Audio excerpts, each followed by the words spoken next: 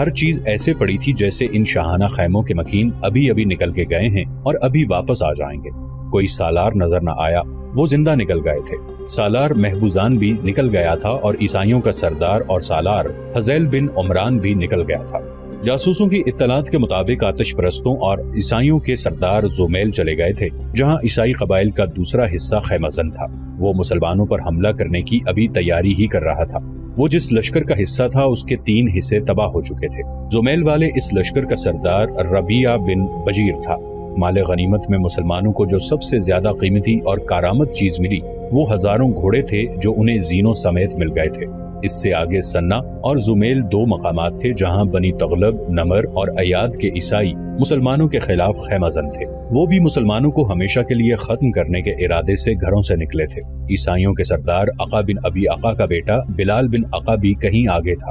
وہ اپنے باپ کے قتل کا انتقام لینے کے لیے عیسائی لشکر کے ساتھ آیا تھا۔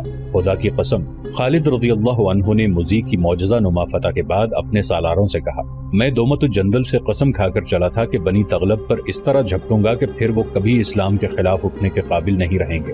بنی تغلب ابھی آگے ہیں، ان پر جھپٹنے کی تیاری کرو۔ مزیح کی بستی پر بھی مسلمانوں نے چھاپا مارا تھا۔ یہ عیسائیوں کی بستی تھی۔ وہاں 2 ایسے آدمیوں کو مسلمانوں نے قتل کر دیا جو مسلمان تھے۔ انہوں نے کسی وقت مدینہ میں آ کر اسلام قبول کیا اور واپس اپنی بستی میں چلے گئے تھے۔ انہیں مجاہدین نے انجانے میں عیسائی سمجھ کر مار ڈالا۔ خالد رضی اللہ عنہ نے اتنی بڑی فتح کی خبر خلیفۃ المسلمین حضرت ابوبکر صدیق رضی اللہ عنہ کو مدینہ بھیجی اور پیغام میں یہ اطلاع بھی دی کہ مجاہدین کے ہاتھوں عیسائیوں کی ایک بستی میں 2 مسلمان بھی غلطی سے مارے گئے ہیں۔ خلیفۃ المسلمین رضی اللہ عنہ نے فتح کی خبر کے ساتھ ان 2 مسلمانوں کے قتل کی خبر بھی سنی تو سب کو سنا دی۔ خالد کو اس کی سزا ملنی چاہیے۔ عمر رضی اللہ عنہ نے کہا، مسلمان کا خون معاف نہیں کیا جا سکتا۔ جو لوگ کفار کے ساتھ رہتے ہیں وہ اس صورتحال میں جو وہاں پیدا ہو گئی تھی مارے جا سکتے ہیں۔ خلیفۃ المسلمین رضی اللہ عنہ نے کہا، اس قتل کا ذمہ دار خالد ہے۔ عمر رضی اللہ عنہ نے اصرار کیا، اسے سزا ملنی چاہیے۔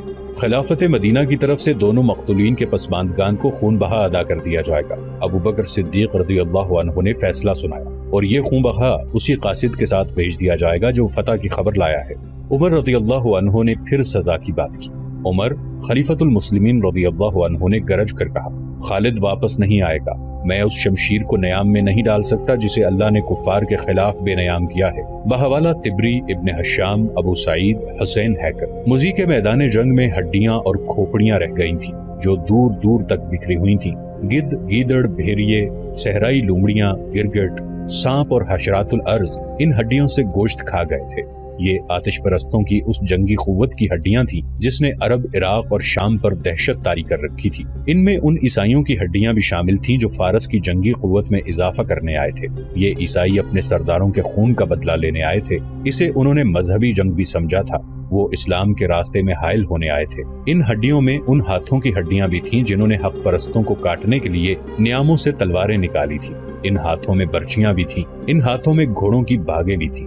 وہ اس خوش فہمی میں مبتلا ہو کر آئے تھے کہ ارض و سما کی طاقت انہی کے ہاتھوں میں ہے، اور وہ سمجھتے تھے کہ جب وہ گھوڑوں پر سوار ہوتے ہیں تو ان کے نیچے زمین کانپتی ہے، مگر اب وہ زمین جو کبھی کسی انسان اور اس کے گھوڑے کے بوجھ اور خوف سے نہیں کانپی، ان کے نیچے سے نکل گئی تھی، اور زمین نے ان کے مردہ جسموں کو قبول کرنے سے انکار کر دیا تھا۔ زمین اور حق پرستوں کے بوجھ اور روب سے کبھی نہیں کانپی تھی۔ اللہ کا فرمان قرآن کی صورت میں مکمل ہو چکا تھا، اور اللہ کو وحدہ لا شریک ماننے والے اللہ کے اس فرمان سے آگاہ تھے کہ گردن کو کتنا ہی اکڑا لے، سر کو جتنا اونچا کر لے، تو پہاڑوں سے اونچا نہیں ہو سکے گا، اور تو کتنے ہی روب اور دبدبے سے کیوں نہ چلے، زمین کو تو نہیں پھاڑ سکے گا۔ حق پرستوں کو اللہ کا یہ وعدہ بھی یاد تھا کہ تم میں 10 ایمان والے ہوئے تو 100 کفار پر غالب آئیں گے۔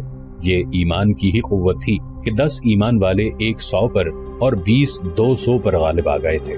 سالار اعلیٰ ابن ولید کہے نہ کہے، کیا تم خود نہیں جانتے؟ مسلمانوں کے سالار ابو لیلہ اپنے کمانداروں اور چند ایک سپاہیوں کو جو ان کے ارد گرد اکٹھے ہو گئے تھے کہہ رہے تھے، اگر تم سے ایمان لے لیا جائے تو تمہارے پاس گوشت اور ہڈیوں کے جسم رہ جائیں گے، کیا انجام ہوگا ان جسموں کا؟ वो देखो, वो खोपड़ियां देखो, इनके ऊपर का गोश्त खाया जा चुका है, इनके अंदर मगज मौजूद हैं, मगर ये मगज अब सोचने के काबिल नहीं रहे, इनमें कीड़े दाखिल हो चुके हैं और इनके मगज कीड़ों की खुराक बन रहे हैं। वो जरा ऊंची जगह खड़े थे। सबने उस वसी मैदान की तरफ देखा जहां किसरा की फौज का और ईसाइयों के लश्कर का कैंप था। 3 रातें पहले यहाँ गहमा गहमी थी। सिपाही नाच रहे थे, उनके सालार और सरदार खैमों में शराब पी रहे थे। मुसलमानों का शबखून उन पर कयामत बनकर टूटा था। और अब देखो, सालार कैका बिन अम्र ने अपने मातहतों और सिपाहियों से कहा, ये उनका अंजाम है जिन्होंने अल्लाह को ना माना, मोहम्मद सल्लल्लाहु अलैहि वसल्लम को अल्लाह का रसूल ना माना। उन्होंने अपने खुदा बनाए हुए थे, उनके सरदार खुदाओं के एलची बने हुए थे। फारस के बादशाह अल्लाह के बंदों को अपने बंदे समझते थे। सालार आला इब्ने वलीद ने कहा है कि मुजाहिदीन को बताओ कि तुम्हें अल्लाह देख रहा है और वही है अजर देने वाला, और उसी ने तुम्हारे जिस्मों में इतनी ताकत भर दी है कि आराम का एक पल नहीं मिलता। तुम्हारे जिस्म लड़ रहे होते हैं या कूच कर रहे होते हैं और अगले रोज अगली लड़ाई के लिए तैयार हो रहे होते हैं। ये ताकत जिस्मानी नहीं, ये रूह की ताकत है और रूह को ईमान तक़वियत देता है। सालार आला ने कहा है कि सबसे कह दो कि जमीन की मलकियत पर लड़ने नहीं आए, तुम कुफ्र पर गालिब आने के लिए लड़ रहे हो। सालार ज़बरक़ान अपने दस्तों के कमांडारों से कह रहे थे। इब्ने वलीद ने कहा है कि इन जिस्मों को ईमान से और पाक अज़्म से खाली कर दो तो अभी गिर पड़ोगे और जिस्म रूहों से खाली हो जाएंगे।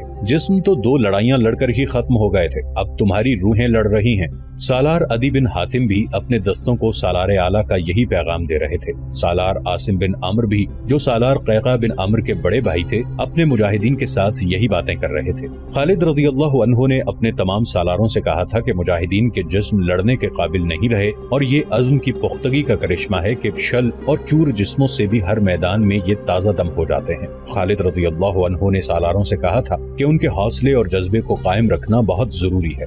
दुश्मन के पांव उखड़े हुए हैं। खालिद रज़ियल्लाहु अन्हु ने कहा था, उसे संभलने की मोहलत मिल गई तो ये हमारे लिए खतरनाक साबित हो सकती है। और मेरे रफीकों, जिस तरह अल्लाह हमें फतह पर फतह अता करता चला जा रहा है, ये फतूहात भी खतरनाक साबित हो सकती हैं। हमारा ये लश्कर कहीं ये ना समझ ले कि हमें शिकस्त हो ही नहीं सकती। इन्हें बताओ कि इन्हें दुश्मन पर हर मैदान में गालिब करने वाला सिर्फ अल्लाह है। उसकी जाते बारी को दिल से ना निकालें और तकब्बुर से बचें। मदीना के मुजाहिदीन का हौसला तो भागते दुश्मन को मैदान जंग में उसके जख्मियों को तड़पता और लाशों को सर्द होता देखकर तरोताजा हो जाता था। लेकिन वो आखिर इंसान थे और इंसान कुताही का मुर्तकिब भी हो सकता है, अपना सर गुरूर और तकब्बुर से ऊंचा भी कर सकता है। खालिद रज़ियल्लाहु अन्हु इस खतरे को महसूस कर रहे थे। उन्होंने कुफ्फार पर अपनी दहशत तारी करके उसे नफ्सियाती लिहाज से बहुत कमजोर कर दिया था। लेकिन उन मौर्रिखीन के मुताबिक जो जंगी उमूर को समझते थे, खालिद रज़ियल्लाहु अन्हु को ये खतरा नजर आ रहा था कि उनकी सिपाह इस मकाम तक न पहुंच जाए जहां यके बाद दीगरे कई फतूहात के बाद दुश्मन के दबाव से थोड़ा सा भी पीछे हटना पड़े तो सिपाह बिल्कुल ही पसपा हो जाए। इस खतरे ने उन्हें परेशान सा कर दिया था। उन्होंने ये सोचा ही नहीं कि अपने लश्कर को आराम के लिए कुछ वक्त दे दें। वो ऐसी जंगी चालें सोच रहे थे जिनसे दुश्मन को बेखबरी में दबोचा जा सके। एक चाल खालिद रज़ियल्लाहु अन्हु मज़ीह में आजमा चुके थे। ये कामयाब रही। ये था शबखून। पूरे लश्कर ने दुश्मन की खैमागाह पर हमला कर दिया था, लेकिन जरूरी नहीं था कि ये चाल हर बार कामयाब होती, क्योंकि पूरे लश्कर को खामोशी से दुश्मन की खैमागाह तक पहुंचाना आसान काम नहीं था। उस वक्त दुश्मन का लश्कर 2 मकामात पर जमा था। एक जुमेल था और दूसरा था सन्ना। इन्हीं 2 मकामात के मुताल्लिक इत्तला मिली थी कि आतिश परस्तों और ईसाइयों के लश्कर जमा हैं। अब हुसैद का भागा हुआ लश्कर भी वहीं जा पहुंचा था और मज़ीह से दुश्मन की जो नफरी बच निकली थी वो भी इन्हीं 2 मकामात पर चली गई थी। इस शिकस्त खुर्दा नफरी ने सन्ना और जुमेल में जाकर दहशत फैला दी। वहाँ सरदार और सालार भी थे। उन्हें बहुत मुश्किल पेश आई। जज्बे के लिहाज से लश्कर लड़ने के काबिल नहीं था, जिस्मानी लिहाज से लश्कर ताजा दम था। सन्ना में उनकी औरतें भी थीं और बच्चे भी थे। औरतों ने मर्दों को बुज़दिली और बेगैरती के ताने दिए और उन्हें लड़ने के लिए तैयार किया। इन 2 मकामात पर जंग की तैयारियों का मंजर जंग जैसा ही था। सवार और प्यादे तेगजनी की मशक सुबह से शाम तक करने लगे। सवार दस्तों को हमला करने और हमला रोकने की मशक़ें कराई जाने लगी। उस वक्त तक किसरा के सालार और उनके इत्तेहादी ईसाइयों के सरदार खालिद रज़ियल्लाहु अन्हु की जंगी चालें समझ चुके थे। लेकिन चालें समझने से क्या होता है? ईसाइयों के एक कबीले का सरदार रबिया बिन बुजैर कह रहा था, दिल को जरा मजबूत रखें तो इन थोड़े से मुसलमानों को कुचलना कोई मुश्किल नहीं। उसके पास ईसाइयों के बड़े सरदार अका बिन अका का बेटा बिलाल बिन अका बैठा हुआ था। अका बिन अबी अका सरदारों में सरकर्दा सरदार था। उसने ललकार कर कहा था कि वो खालिद रज़ियल्लाहु अन्हु का सर काट कर लाएगा, मगर ऐनुत्तमर के मारके में वो पकड़ा गया। इससे पहले खालिद रज़ियल्लाहु अन्हु ने قسم کھائی تھی کہ وہ آقا کو زندہ پکڑیں گے۔ خالد رضی اللہ عنہ کی قسم پوری ہو گئی، انہوں نے آقا کا سر اپنی تلوار سے کاٹا تھا۔ بلال آقا کا جواں بیٹا تھا جو اپنے باپ کے خون کا بدلہ لینے آیا تھا۔ ابن بجیر، اس نے اپنے سردار ربیہ کی بات سن کر کہا، میں اپنے باپ کے سر کے بدلے خالد کا سر لینے آیا ہوں، ایک نہیں ہم پر ہزاروں سروں کا قرض چڑھ گیا ہے۔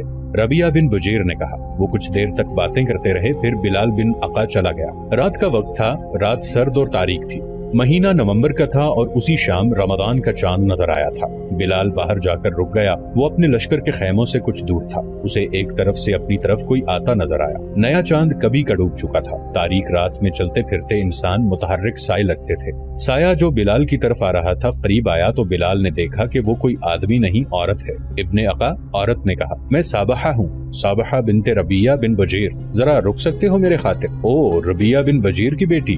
بلال بن آقا نے مسرور سے لہجے میں کہا، کیا میں ابھی ابھی تیرے گھر سے اٹھ کر نہیں آیا؟ لیکن جو بات کہنی ہے وہ میں باپ کے سامنے نہیں کہہ سکتی تھی۔ صابحہ نے کہا، کیا تو نے مجھے اپنے قابل سمجھا ہے؟ بلال نے کہا، بات جو تو کہنا چاہتی ہے وہ پہلے ہی میرے دل میں ہے، غلط نہ سمجھ ابن آقا۔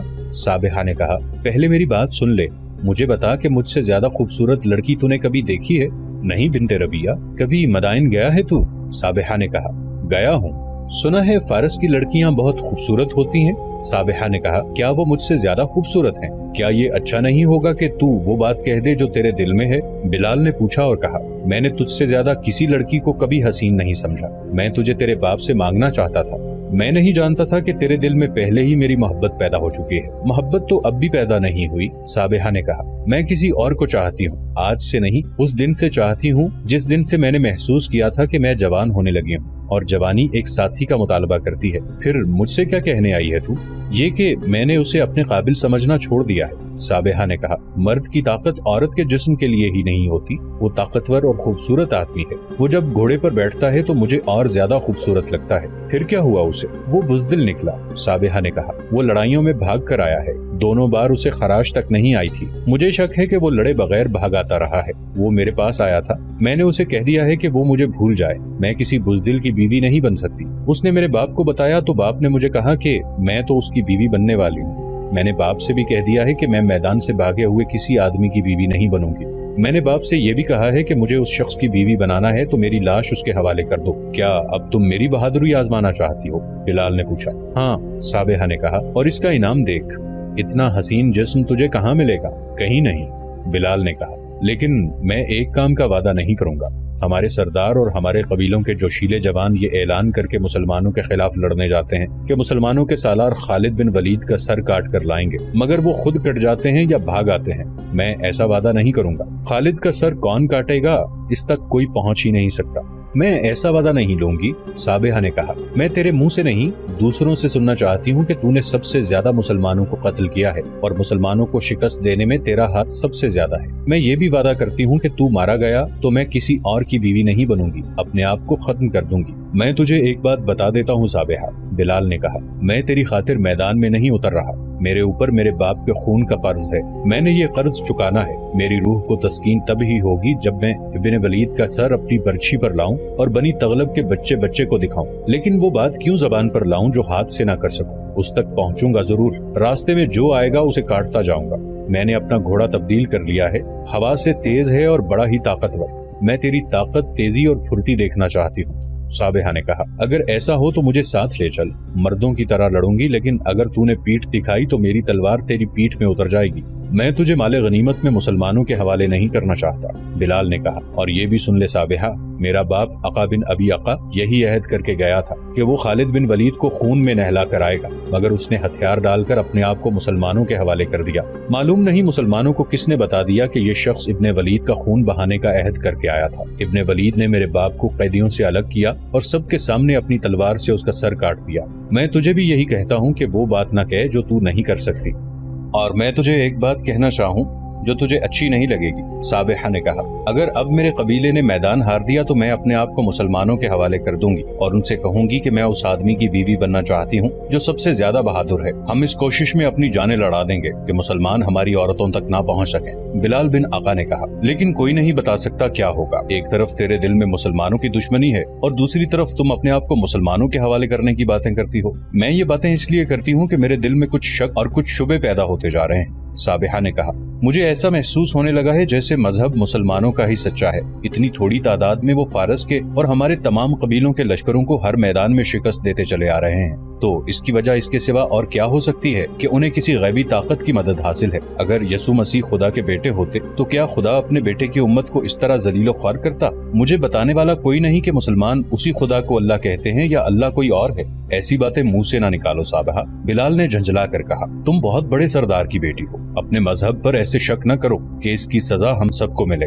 मैं मजबूर हूँ इब्ने आका, साबिहा ने कहा। मेरी जात से कुछ आवाजें सी उठती हैं। कभी ख्याल आता है जैसे मैं अपने कबीले में और अपने घर में अजनबी हूँ। ऐसे लगता है मैं कहीं और की रहने वाली हूँ। मैं कुछ नहीं समझती बिलाल, मैं जो कहती हूँ वो करो, फिर मैं तुम्हारी हूँ। ऐसा ही होगा साबिहा। बिलाल ने उसके दोनों हाथ अपने हाथों में लेकर कहा, मैं अगर जिंदा वापस आया तो फातेह होकर आऊंगा। अगर मारा गया तो वापस आने वालों से पूछ लेना कि मैंने मरने से पहले कितने मुसलमानों को कत्ल किया है। बिलाल सना की रात की तारीकी में गायब हो गया। साबिहा बिनते रबिया बिन बजीर वहीं खड़ी बिलाल को साये की तरह रात की तारीकी में तहलील होता देखती रही। 3 या 4 रातें ही गुजरी थीं। सन्ना की खैमागाह और ईसाइयों की बस्तियां तारीकी में डूबी हुई थीं। रमदान 12 हिजरी का तीसरा या चौथा चांद कभी का उफक में उतर चुका था। इंसानों का एक सैलाब सन्ना की तरफ बढ़ा आ रहा था। ये मदीने के मुजाहिदीन की फौज थी जो सैलाब कहलाने के काबिल नहीं थी, क्योंकि उनकी तादाद 15 या 16 हजार के दरमियान थी और दुश्मन की नफरी 3-4 गुना थी। खालिद रज़ियल्लाहु अन्हु ने सन्ना पर भी मज़ीह वाला दाव आजमाने का फैसला किया था। उन्होंने अपने मुजाहिदीन से कहा था कि दुश्मन को और अपने आप को भी मोहलत देना खतरनाक होगा। अल्लाह हमारे साथ है, फतह और शिकस्त उसी के हाथ में है। हम उसी की जाते बारी के नाम पर कुफ्र की आग में कूदे हैं। खालिद रज़ियल्लाहु अन्हु ने और भी बहुत कुछ कहा था। मुजाहिदीन के अंदाज में जोशो खरोश पहले वाला ही था। जिस्मों में अलबत्ता वो दमखम नहीं रहा था, लेकिन अज़्म रोजे अव्वल की तरह जिंदा व पाइंदा था। जैसा कि पहले कहा गया है कि 15-16 हजार के लश्कर से दुश्मन पर शबखून मारना इसलिए खतरनाक होता है कि खामोशी बरकरार नहीं रखी जा सकती और दुश्मन क़ब्ल अज़ वक्त बेदार हो जाता है। इसमें दुश्मन की घात का खतरा भी होता है। खालिद रज़ियल्लाहु अन्हु ने इन खतरों से निमटने का ये एहतमाम कर रखा था कि पहले शबखून की तरह अब के भी उन्होंने अपने लश्कर को 3 हिस्सों में तकसीम कर दिया था। सालार भी वही थे जिन्हें पहले शबखून का तजर्बा हासिल हो चुका था। अब जासूसों ने उन्हें दुश्मन के कयाम की जो इत्तलाएं दी थीं, उनके मुताबिक मदाइन की फौज और ईसाइयों का लश्कर एक ही खैमागाह में नहीं थे। खैमागाह में सिर्फ मदाइन की फौज थी और ईसाई अपनी बस्तियों में थे। ये बनी तगलब की बस्तियां थी। जासूसों ने उन बस्तियों के महल्ले वकू बता दिए थे। खालिद रज़ियल्लाहु अन्हु ने अपनी फौज के एक हिस्से की कमान सालार कैका को और दूसरे हिस्से की कमान सालार अबू लैला को दे दी थी। तीसरा हिस्सा अपनी कमान में रखा। उन्होंने कैका और अबू लैला को ईसाई कबीले बनी तगलब की बस्तियों पर शबखून मारना था, जो बस्तियों की निस्बत जरा करीब थी। तीनों हिस्सों को बैक वक्त हमला करना था। मुअर्रिखीन ने लिखा है कि खालिद रज़ियल्लाहु अन्हु ने हुक्म दिया था कि किसी औरत और किसी बच्चे पर हाथ न उठाया जाए। कुफ्फार को मजीह के मकाम पर मुसलमानों के एक शबखून का बड़ा ही तल्ख तजर्बा हो चुका था। उन्होंने सन्ना की खैमागाह के इर्द गिर्द पहरे का बड़ा सख्त इंतजाम कर रखा था। गश्ती पहरे का इंतजाम भी था। 4-4 घुड़सवार खैमागाह से दूर दूर तक गश्त करते थे। मुसलमान जासूसों ने खालिद रज़ियल्लाहु अन्हु को इस इंतजाम की भी इत्तला दे दी थी। खालिद रज़ियल्लाहु अन्हु ने इस इंतजाम को बेकार करने का बंदोबस्त कर दिया था। सन्ना से कुछ दूर खालिद रज़ियल्लाहु अन्हु की फौज पहले से तय किए हुए मंसूबे के मुताबिक रुक गई। उसे आगे की इत्तला के मुताबिक आगे बढ़ना था। चंद एक शुतर सवार जो मुसन्ना बिन हारिसा के आजमाए हुए छापामार थे, आगे चले गए थे। वो ऊंटों के काफिले की सूरत में जा रहे थे। वो सन्ना की खैमागाह से अभी दूर ही थे कि उन्हें किसी ने ललकारा। वो रुक गए और अपनी तरफ आते हुए घोड़ों के टाप सुनने लगे। 4 घोड़े उनके पास आकर रुके। कौन हो तुम लोग? एक घुड़सवार ने उनसे पूछा।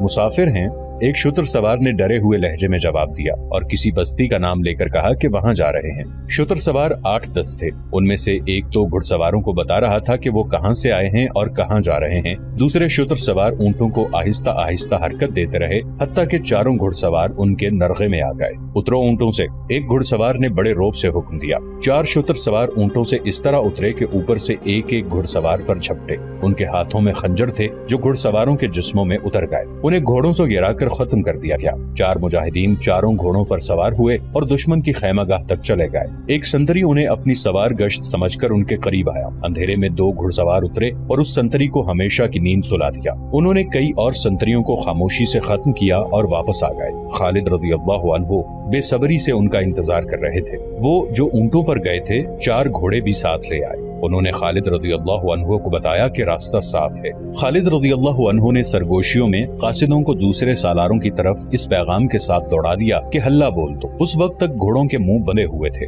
وہ انہنا نہیں سکتے تھے۔ سواروں نے سالاروں کے کہنے پر گھوڑوں کے منہ کھول دیے۔ ان کے ہدف دور نہیں تھے۔ کچھ دور تک گھوڑے پیادوں کی رفتار کے ساتھ آہستہ چلائے گئے، پھر رفتار تیز کر دی گئی اور پیادوں کو دوڑنا پڑا۔ بستیوں کے قریب جا کر مشعلیں جلا لی گئیں۔ خالد رضی اللہ عنہ نے اپنے دستوں کو اتنی تیزی سے آگے نہ بڑھایا، انہوں نے شب خون کی ترتیب میں پھیلا دیا تھا۔ یہ ایک ایسی پیش قدمی تھی جس میں کوئی نعرہ نہ لگایا گیا، نہ کسی کو للکارا گیا۔